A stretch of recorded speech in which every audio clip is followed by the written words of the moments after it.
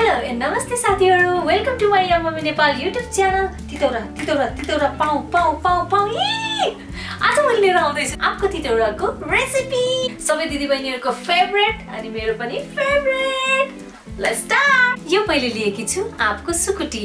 यो बनाउनको लागि तपाईले 3-4 किलो आँप बजारबाट लिएर आउने काँचो आँप र त्यो काँचो आँपलाई तपाईले 3-4 दिनको घाममा मज्जाले सुकाउनु पर्ने हुन्छ र यस्तै फर्ममा आउँछ अनि बनाउन सक्नुहुन्छ। यदि तपाईलाई भर्खरै खानु मन लागेको छ भने 3-4 घण्टा मज्जाले सुकाउनुस् र पनि बनाउन मिल्छ है त।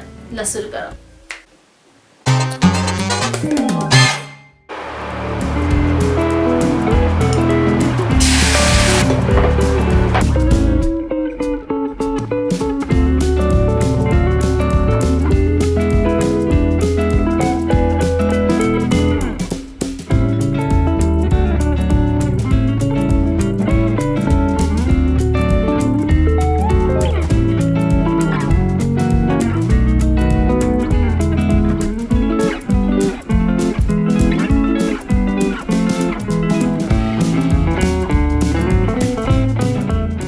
मैले चाहिँ यहाँ हाफ स्पुन जति हिङ राखेकी छु। बजारको जस्तो एक्चुअल स्वाद ल्याउनको लागि हिङ चाहिँ राख्नै पर्ने हुन्छ, सो यो चाहिँ नछुटाउनु होला।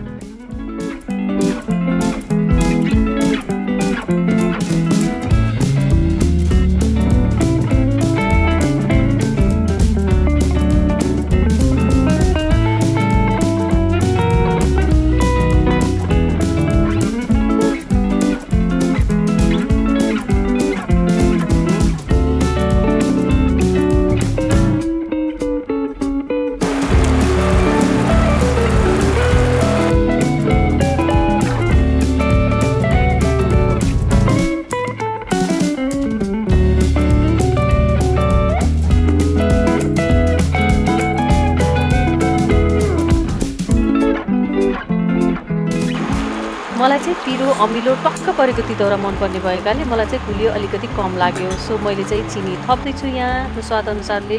हजुरहरूलाई पनि पिरो अमिलो टक्क मन पर्ने भए हजुरले पछि थप्न सक्नुहुन्छ यसरी।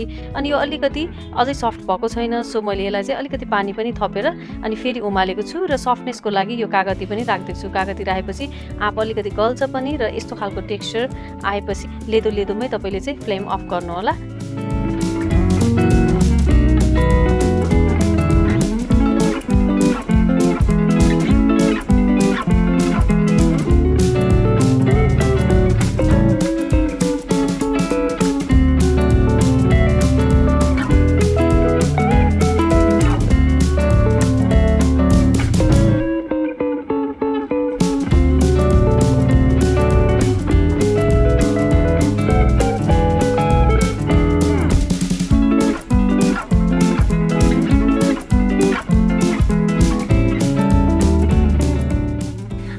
तितौरा रेडी भइसकेको छ।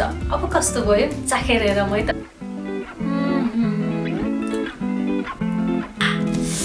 यम्मी। मलाई चाहिँ यो मेरो आँपको तितौरा एकदमै मिठो लाग्यो। हजुरहरूले पनि घरमा बनाउनु होला र कस्तो लाग्यो कमेन्टमा मलाई अवश्य पनि भन्नु होला।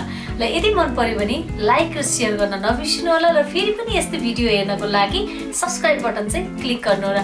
ल अर्को कुरा, लप्सीको तितौरा रेसिपी चाहिएको छ भने माथिको लिङ्कमा क्लिक गर्नु होला। अब फेरि अर्को भिडियोमा भेटौँला है त। नमस्ते।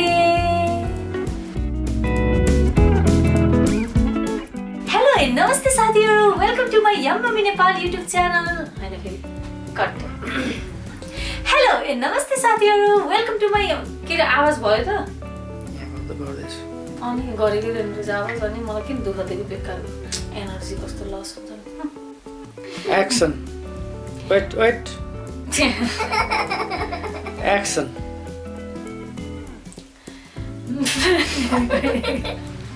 Here we go. I'm so tired.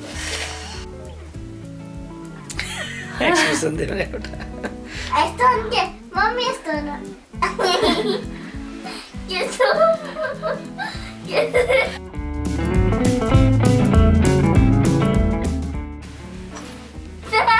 नसुतेर रातिको 12 बजे मम्मीसँग भोलि स्कुल नजाने बहाना चल्दैछ। म टिचरलाई भनिदिन्छु।